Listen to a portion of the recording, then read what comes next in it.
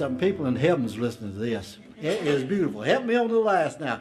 Don't think me poor or deserted or lonely. I'm not discouraged. I'm heaven bound.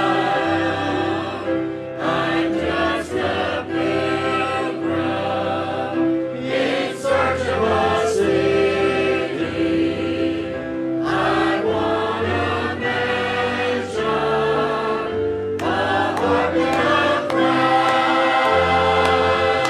I've got a mansion just over the hilltop, in that bright land where we'll never grow old. And someday yonder we'll never more wander, but walk on streets that are pure as gold. Amen. That was good. Thank you. Amen. Wasn't that a blessing? Amen. Rusty, come on up. We are sort of in the midst of, with these baby bottles, helping the Paulding Pregnancy, or the Carroll County Pregnancy Center. And this is my nephew. This is Rusty. Love you, Russ. Love you. When I was born, let me tell you this right quick. My oldest brother, Jerry, was 18 years older than me. So, and 5 years after that, Rusty came along. So we've sort of grown up together, almost, even though I'm his uncle. Yeah. And he is. He's taller than I am. I never noticed that. That makes me mad. But anyway, a few years ago at Christmas, we were families together and all, and we had some time to be together. And he told me this story, and it just blessed my heart. And Rusty's not up here. He's not going to brag on anything that God has just been able to use him in a particular area. And I asked him to come. And we want to do this with our missions committee, have some missionaries in and have some people in at different times throughout the year to keep missions fresh on their mind. And so you welcome Rusty as he comes to. Amen. Thank you. Thank you.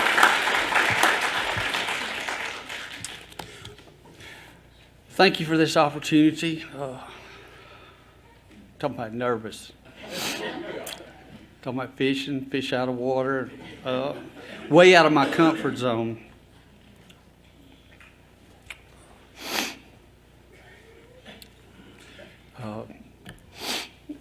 I got something I'd like to share. That's impacted my life. I look back at my life, I said, if God can use me, He can use anybody.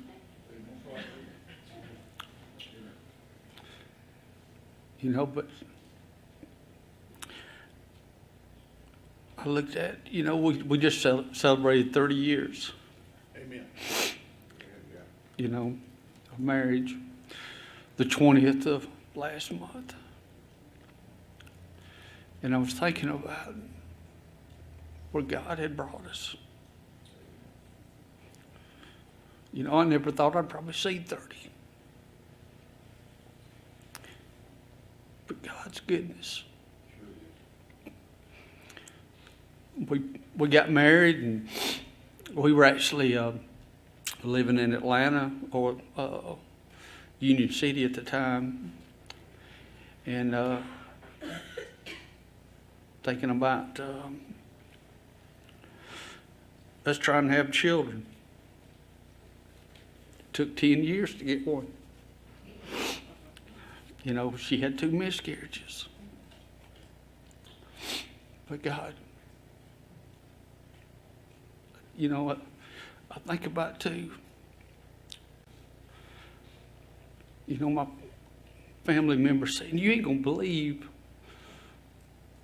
what it's like when you have one of your own. can remember holding my son for the first time. But, you know, my wife and I, we both had, she was working first and second shift. I was working, you know, mainly third shift, and we finally had Hunter. And it was getting close for her to have to go back to work. We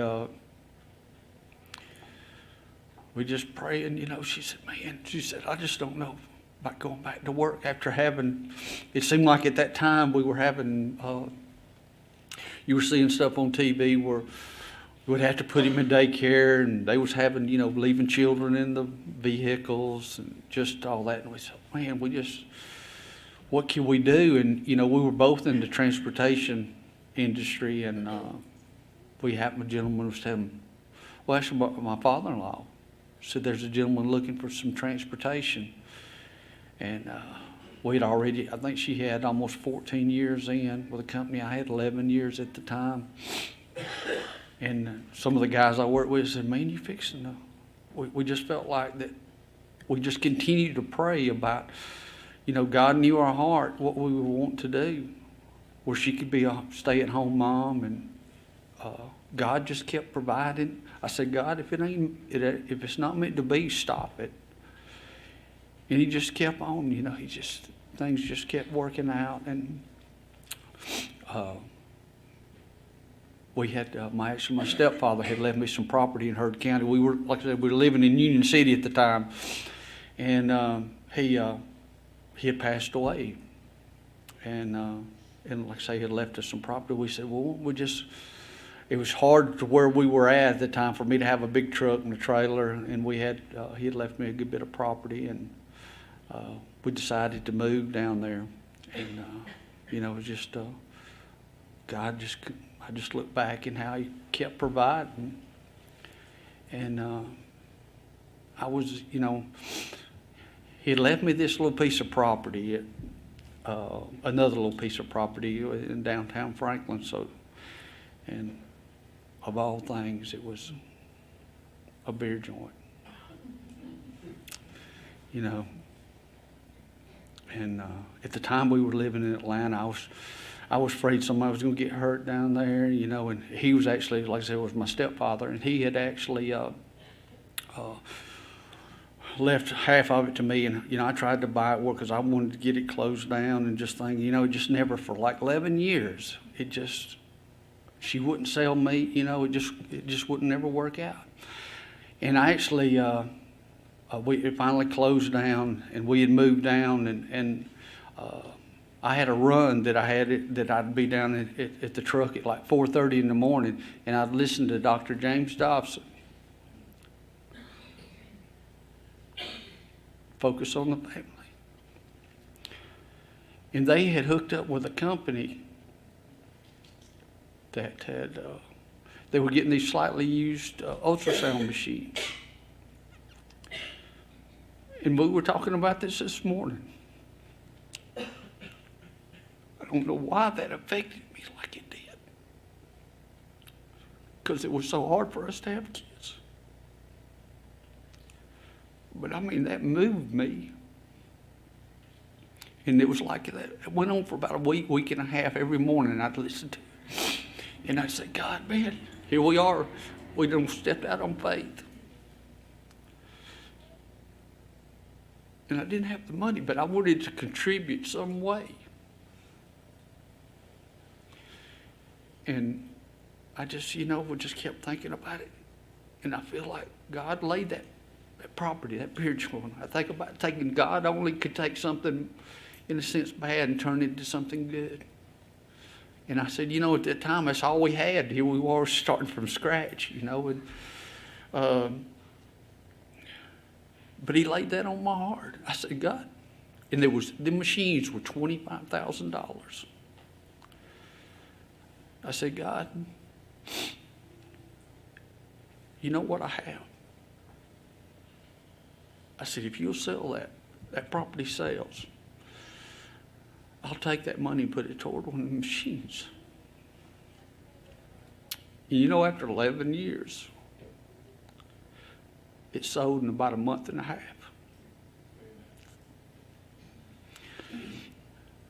And we got that money, and at that time we were going to a little church in Franklin, and I told my pastor, I said, man, sharing the story of what was going on. He said, man, you ain't going to believe this.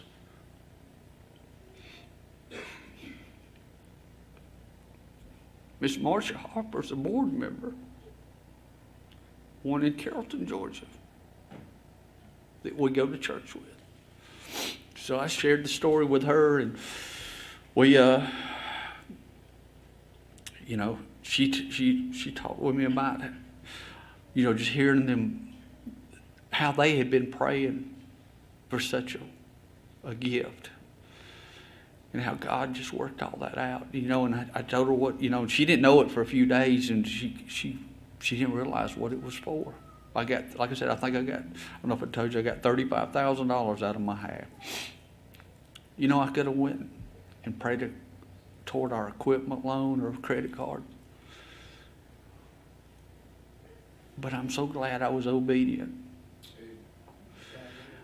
And I said, God, in God's one, we all have a purpose. God can, if He can, like I said, if He can use me, He can use anybody. And there's nothing like being in the will of God working in your life. It's indescribable. But we got after that. And I'm just always been a type person. I'm not like being out up front. I like to be in the back. But sometimes we have to get out of our comfort zone. We all have a story. And you never know what a difference you could make in somebody's life. But, they got a machine. We go, I don't know, this was actually in 2004 when this happened. And we've been going up. I think we missed last year. They have a yearly fundraiser and conference that, and just to hear the hundreds, well, at that time, I think they were right, it's maybe a little over 1,000, the babies that have been saved. God could use somebody else. But man, that moves me. And not only are they saving the unborn, but they're ministering, showing the love of God as those people come in. Not only the mothers, but the potential fathers. But, and I don't know, this was probably 3 years later. I'm sitting up in the deer stand.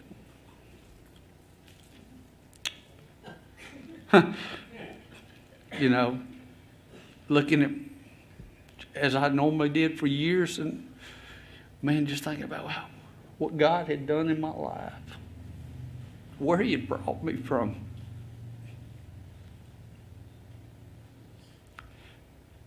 And I'm telling you, just as I'm talking to you right now, God said, tell them how good I am to you. I mean, it wasn't something I thought I heard. Did I hear something? It was just like, it's just like, almost like time stopped. Tell them how good I am to you. And He hesitated. So that it's me. This is what's going to happen. And it happened right before my eyes. And I thought about that. I said, only the first thing I visualized, I was thinking about Moses standing before the burning bush. Who am I, God, to tell your goodness? How do you tell somebody the goodness of God? You have to experience it. And there's nothing like it.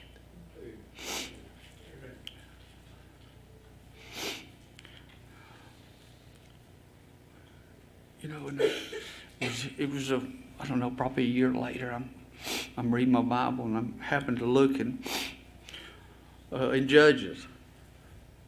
And I'm thinking about I'm reading about Gideon. And I think about him, God asking him to do something. I said, wow.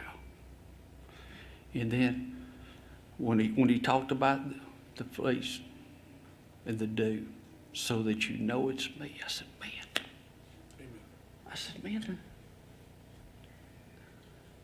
God did that in my life. Telling you He's the same today. I think He's looking for opportunities to work in all of our lives. If we would just be obedient and let Him. But I got to, and I just got to thinking about Gideon. I thought about the fleece and testing God. Even after the miracles of the fire, he still hesitated and delayed obeying God.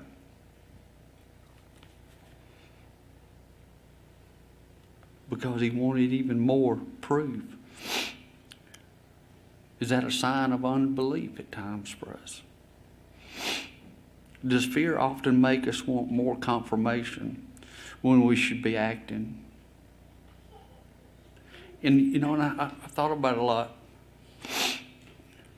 This is stuff you read. You read in the Bible. Why did God let me experience something like that you just... I thought about that a lot. Me.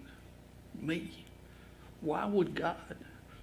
Somebody sitting in there all over in the world, maybe multiple times, but he said, he put his finger.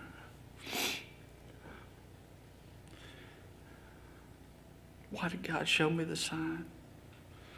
Was it because of my obedience? Or was it because of life itself? How precious it is in God's eyes. Or maybe something that God reveals things to individuals that are through the Bible, and even us, that we never know what we're going to have to go through. And I feel like going through that, being rooted, that I never waver when the time comes. When He calls me. And then I got to thinking, I said, life itself, but, going through the things. And I got to thinking about the birth and the DNA. Was it because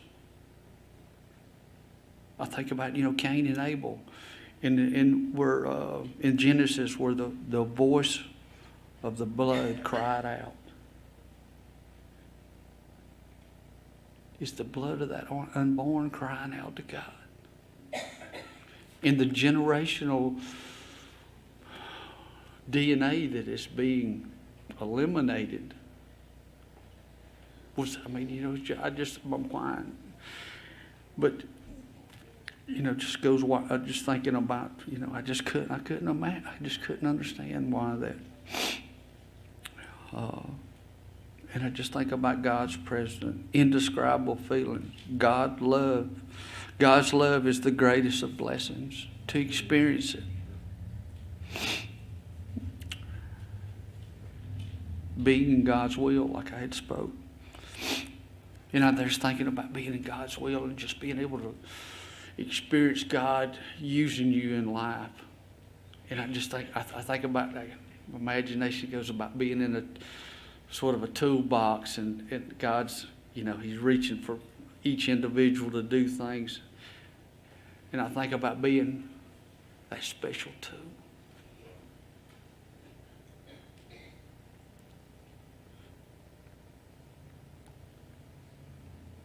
I want to be in that top of that toolbox.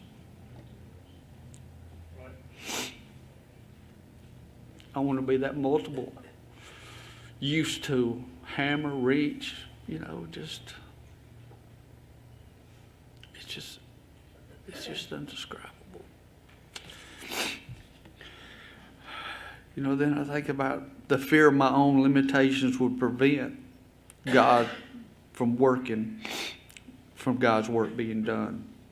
And one day I will have to answer for what I have done with what He has asked me to do. At times that's a heavy burden. I feel like I've always, you know, I guess that's Satan always telling you coming up short. I always feel like I could do better. I feel like, you know, I think about, you know, again, Moses, I feel inadequate. Well, I mean, God, you can't, you know. But for so long, God had, the devil said, God can't use you after all that you've done. But that's not the case. And I hope it can be encouraging to you.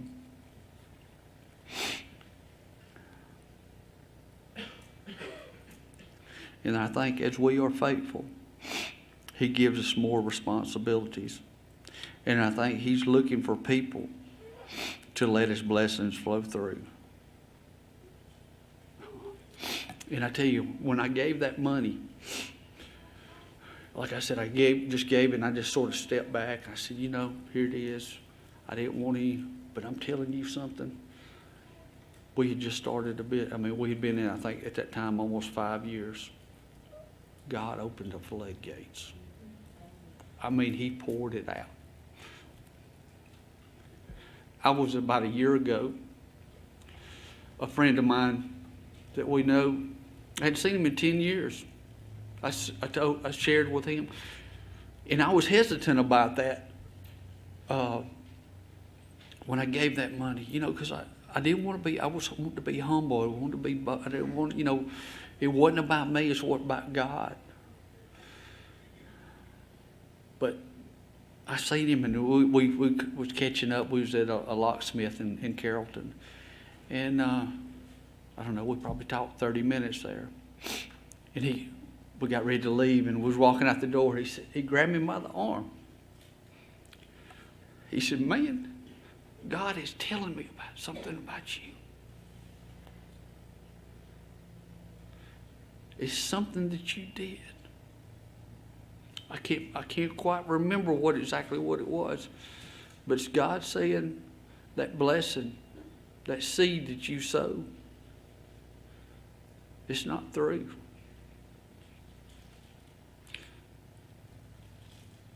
You know, when I thought about that, certain seeds that we sow,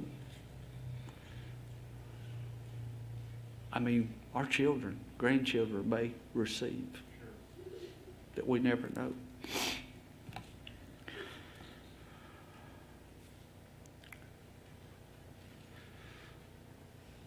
Let's just say, excuse me. And then, you know, what are we doing? What He has given us. We all have purpose and the ability He has built within us to do what He's asked us to do. Even those who have great spiritual progress can easily fall into sin. And I think about that. At times I just think, you know, about God keeping me close. Because I think, you know, if we get comfortable, we realize, do we really need God? Or we get out of I want Him to keep me. I want Him to have me in His palm of His hand.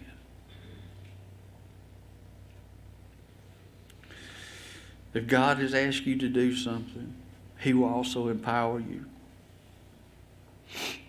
And then I got to thinking again about, you know, because there for a while I just I was quiet about it. You know, just very few people that I shared that with. Because, you know, people don't have, you know, $25,000 to give. You know, but I realized that people sacrifice in different ways. Don't ever underestimate what God can do. And then I got to thinking about reading one day about Elijah and the widow. Look what God did with that little flour. and oil. But she was obedient. And I think about that. And I think about, wow, being obedient. And then, see here, I was thinking, the widow preparing her last meal, just as little as a meal, but it was her last meal. How important that could be. But a simple act of faith produced a miracle in her life. She gave all she had. But look what God did with it. Don't underestimate what God can do with a little bit. The power of one person, the difference that can make. You can make a difference.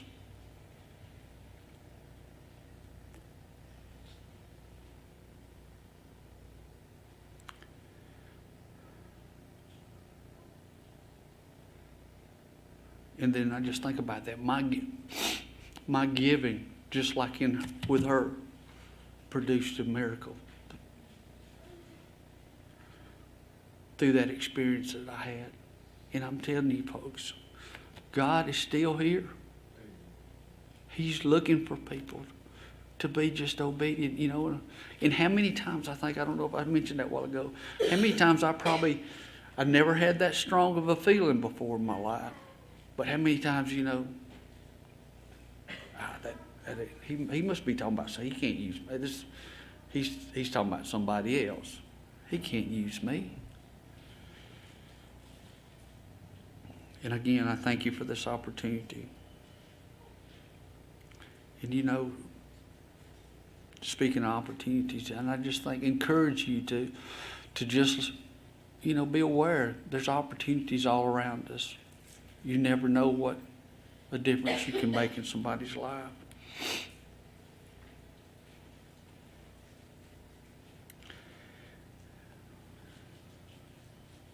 And then I just said, I'm so glad I was obedient at that time.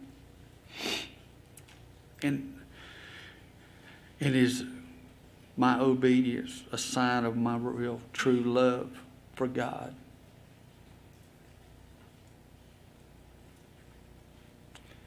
And I just, I just thank you for this opportunity.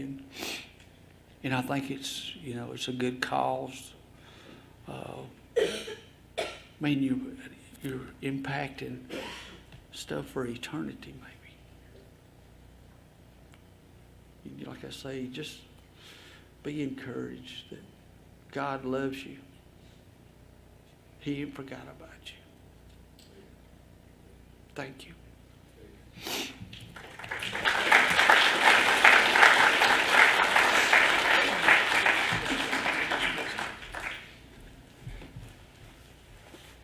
I know y'all are going to go into sheer panic if I have my Bible with me.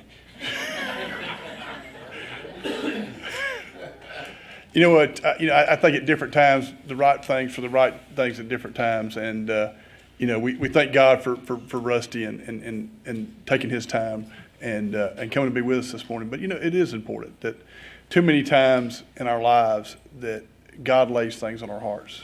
And moves us to do things. He moves us to do things, and then we don't react to those things.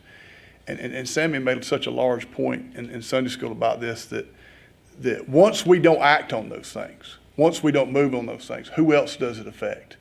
And the pregnancy center is just one of so many missions that this church supports, and it takes our support to affect these young. I'm going to take a deep breath and say this. In a country where we have forgotten how important the unborn life is, where we have forgotten that it is so important that there are people out there that are trying to struggle to help these young ladies, these young women, to give them a purpose to bring those children into the world. That could be the next doctor, could be the next cure for cancer. And I thank God for that. I thank God for people that take a moment in their life to say, you know what, we're going to go down that path. We're going to do what God leads us to do.